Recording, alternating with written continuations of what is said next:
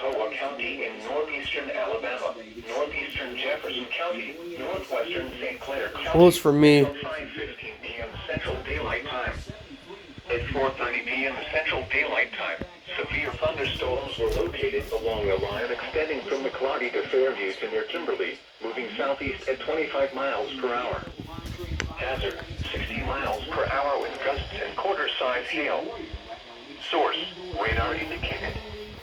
Impact, hail damage to vehicles is expected.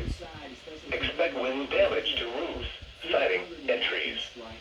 Locations impacted include Trussville, Gardnerville, Oneonta, Springville, Blountsville, Cleveland, Dallas, Center Point, Clay, Gibson, Margaret, Argo, Warrior, Kimberly, Asheville, Morris, Sardis City, Locust Fork, Steele, and Algena. For your protection, move to an interior room on the lowest floor of a building. Repeating, a severe thunderstorm warning has been issued until 5:15 p.m. Central Daylight Time for the following counties in Alabama: